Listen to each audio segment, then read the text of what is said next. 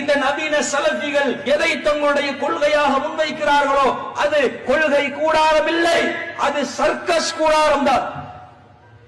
கொள்கை கூடாரமா? அது கொள்கைன்னா தெளிவு இருக்கணும்லங்க, ஒரு உறுதி இருக்கணும்லங்க.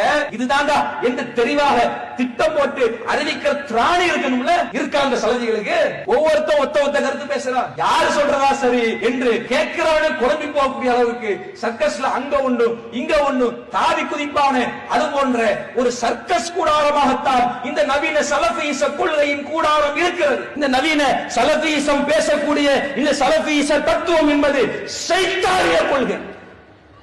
மிக தெளிவாக பிரகடனப்படுத்துகிறோம், இந்த சலஃபீச கொள்கை என்பது சைத்தானிய கொள்கைதான். அதுல எந்த மாற்று கருத்தும் இல்லை. சைத்தானிய கொள்கையா?